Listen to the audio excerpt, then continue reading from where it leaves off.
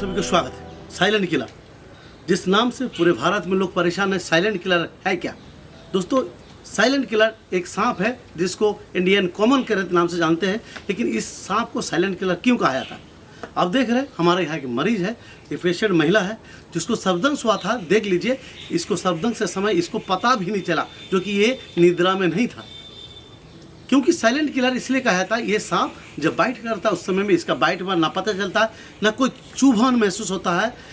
उसके बाद कुछ ही देर के बाद आपको 2 से 3 घंटे के अंदर में इसका सिम्टम बहुत धीरे धीरे स्लो डाउन पॉइजन है, जिसके कारण ये होता क्या है, 3 घंटे के बाद धीरे धीरे पेट में ऐंठन दर्द शुरू होता है। उसके बाद आपको वॉमिटिंग। ज़्यादातर लोग समझ नहीं पाते मेरे साथ हुआ क्या, क्योंकि लोगों को ज़्यादातर सोचते हैं कि स्नैक बाइट के बाद 2 बाइट मार्क नज़र आएगा, वहाँ सूजन होगा, उसके साथ साथ फूल जाएगा, एबनॉर्मल सिम्टम तुरंत आता है, लेकिन ये सरासर गलत है।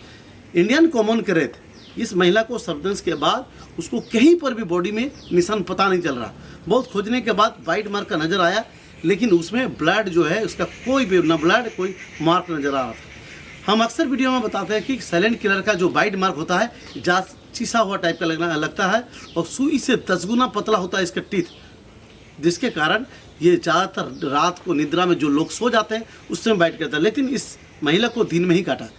ज़्यादातर होता क्या, जो इंडियन कॉमन करेंट ये रात को भोजन करने के बाद घर के आसपास रहता है और सुस्त रहता है, और उस समय में जाने अनजाने आपका पैर पड़ता है, काटता है और बहुत शर्मिला सांप में तुरंत छुप जाता है, तुरंत आसपास में कहीं कहीं छुप जाता है, पता भी नहीं चलता। बहुत व्यक्ति को हुआ है कि सांप काटने के बाद इतना जल्दी तेज छुपा है पलंग का अंदर में, चौकी के अंदर में या कहीं रजाई के अंदर में, लोग को पता भी नहीं चला, पेशेंट को बिना पता लगे ही डेथ हो गया।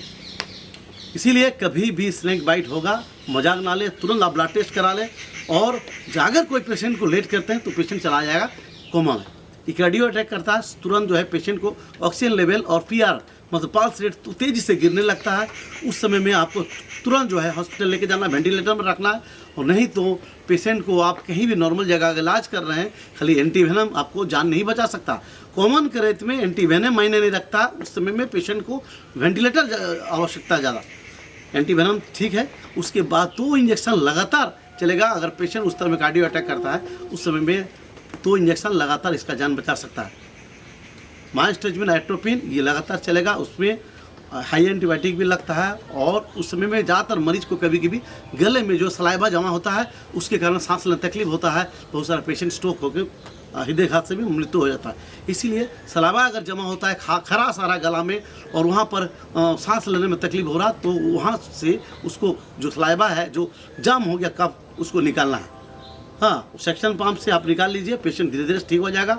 और अगर ऐसा कोई एलर्जी जैसा लग रहा है कि गले में खराश आ रहा, तो आपको फ्राइमाकोड 100 दे सकते हैं। इससे पेशेंट बहुत जल्दी जो है उसको आराम मिलेगा दोस्तों।